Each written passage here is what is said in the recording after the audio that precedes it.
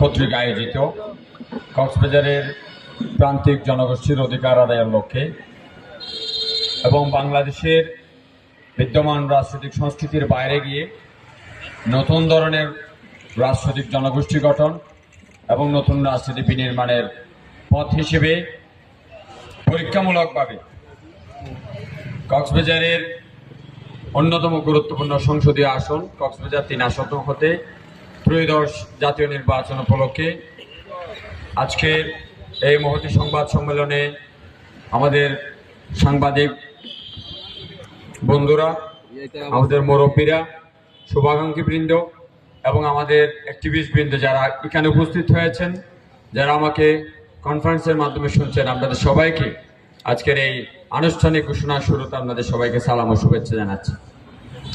আমি মোহাম্মদ ইলিয়াস মিয়া, আমার বাড়ি কক্সবাজারের রামপুর জেলার কলিয়াপালং ইউনিয়নে। দীর্ঘ 12 বছর ধরে আমি সামাজিক আন্দোলন করেছি। আপনাদের অনেকেই আমার সম্পর্কে জানেন। এই সামাজিক আন্দোলনের অন্যতম একটা জায়গা ছিল মানুষের অধিকার নিশ্চিত করা। আপনারা জানেন, অধিকার একটা শিশু 3 মাস বয়স যখন তার মায়ের পেটে হয় তখন থেকে তার অধিকার শুরু হয় এবং এই অধিকার এটা মানুষের জন্মগত স্বভাবগত একটা অধিকার, যেটা কেউ কাউকে দেয় না। এবং এই অধিকারের জায়গা থেকেই আজকের আধুনিক জাতীয় রাষ্ট্রের উৎপত্তি, যার কারণে আজকে পৃথিবীতে প্রায় 200টা মতো রাষ্ট্র তৈরি হয়ে বসে আছে। এই প্রত্যেকটি রাষ্ট্র জনগণের সবচেয়ে প্রান্তিক যিনি রয়েছেন, একেবারে শিশু যিনি রয়েছেন, সবচেয়ে দুর্গম জায়গায় যিনি রয়েছেন, তার যে অধিকার, সেই অধিকার নিশ্চিত করার জন্যই মূলত এই রাষ্ট্র ব্যবস্থাগুলো তৈরি হয়েছে। আমি আজকের এই প্রেক্ষাপটে বাংলাদেশের স্বাধীনতার পূর্বতন সময় থেকেই আমাদের এই জাতীয় রাজনীতি বিনির্মাণে যেসব মহান মানুষ সময় দিয়েছেন, মহান মানুষ আত্মাহুতি দিয়েছেন, আত্মত্যাগ করেছেন, তাদের সবাইকে শ্রদ্ধাভরে স্মরণ করছি।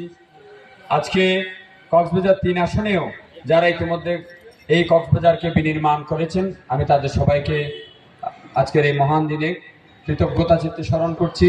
তাদের চিন্তা, তাদের দর্শন এবং জনমানুষের আকাঙ্ক্ষা বাস্তবায়নের জন্য তাদের যে নিরন্তর প্রচেষ্টা, সেখান থেকে আজকের এই কক্সবাজার তৈরি হয়েছে। আমি মহান আল্লাহকে কৃতজ্ঞতা জ্ঞাপন করতে চাই। আমরা এই চিন্তাটা করছিলাম গত 1 বছর ধরে।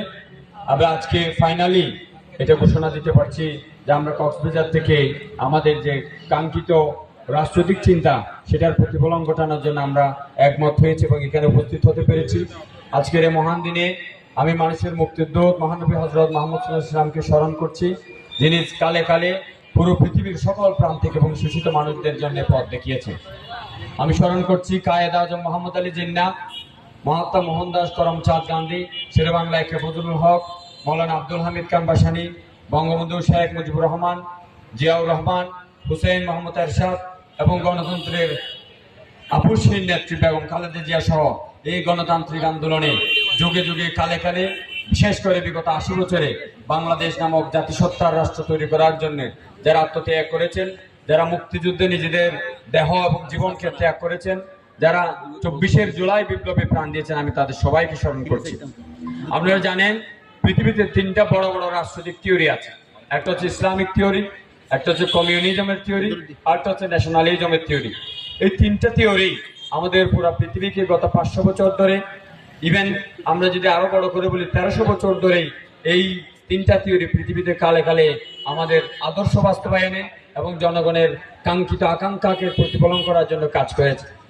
আমরা খেয়াল করলে দেখবেন, এই 3টা থিওরি বাংলাদেশের সমসাময়িক সময়ে বিদ্যমান আছে, কাজ করেছে। এই মডেলগুলো কাজ করলেও দিন শেষে এটা জনগণের যে আকাঙ্ক্ষা, সেই আকাঙ্ক্ষাকে প্রতিফলিত করতে পারছে না।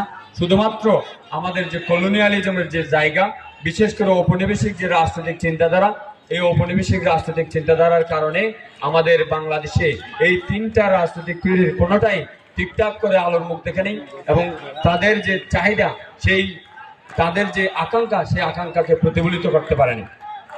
এই জায়গা থেকেই আমরা খেয়াল করবেন, বাংলাদেশের রাজনীতিতে ঔপনিবেশিক জমিদারিত্ব এবং ব্রিটিশ কলোনিয়াল আমলের যে আমলাতন্ত্র, এই দুটো জিনিস এমনভাবে গেড়ে বসেছে, আজকে প্রত্যেকটা জায়গার মধ্যেই এই দুইটার আমরা সিন্ডিকেট কর্তৃক আয়োজিত কক্সবাজারের প্রান্তিক জনগোষ্ঠীর